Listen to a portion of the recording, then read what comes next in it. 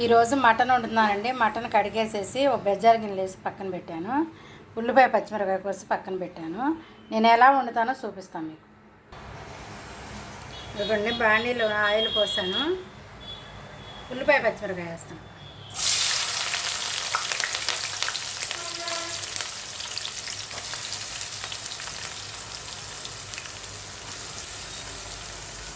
యాగనిద్దాం, చక్క సన్న శాఖ మీద యాగనిద్దాం.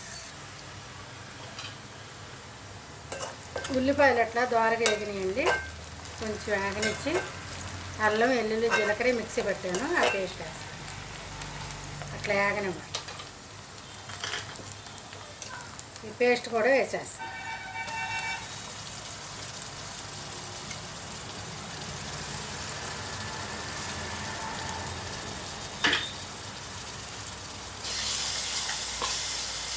పచ్చివాసన పోయేటట్టు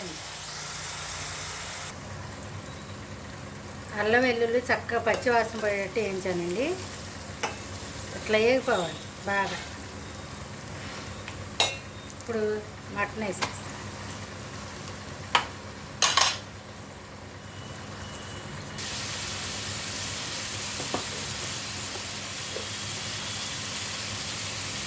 దానిలో సరిపడా ఉప్పు,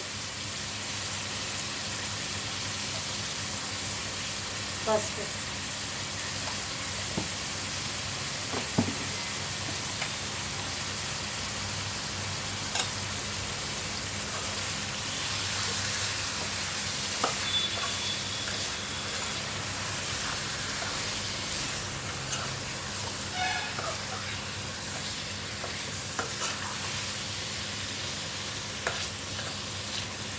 ఇట్లా మగ్గనేస్తాను.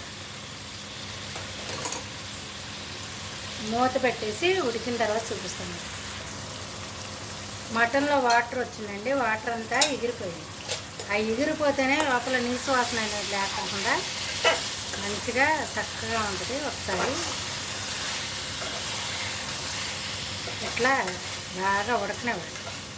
వేగితేనే ఆయిల్లో అల్లం వెల్లుల్లి పేస్ట్ ఈ ఆయిల్లో మగ్గింది అనుకోండి, టేస్ట్ బాగుంటుంది.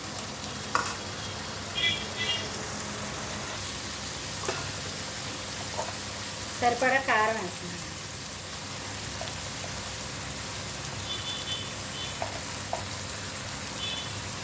ఈ కారం సరిపడా.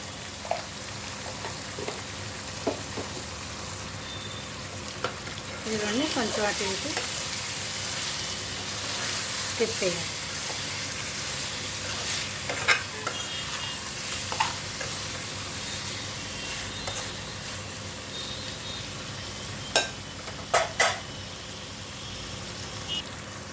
దీన్ని కిల్లి అంటారండి. దీన్ని కట్ చేసి వేసామనుకోండి కూర అంతా నలిపి వస్తుంది. అందుకని ఇలాగ వేసాను. చిన్నగా ఉంది కదా, అందుకని అట్లా వేసాను. ఉడికిపోయిన తర్వాత ఉడికిపోద్దులేని అలా వేసాను.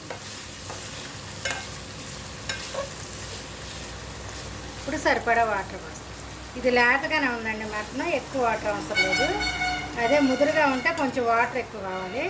ఇప్పుడు ఈ వాటర్ సరిపోదు, మెత్తగానే ఉడికిపోద్ది. ఈ వాటర్ సరిపోదు. ఇవ్వండి జీడిపప్పు పేస్ట్ చేస్తాను ఇట్లా, అది వేస్తాను.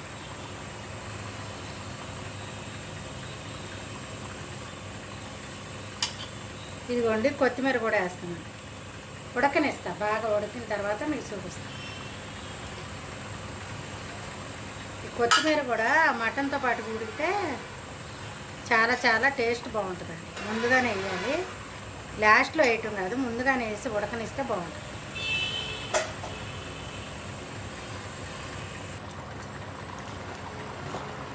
కొంచెం గరం మసాలా వేస్తాను, కొంచెమేనండి.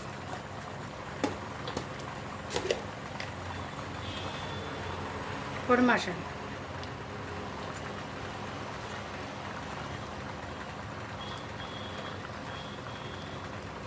కొంచెం మగ్గనేస్తాను.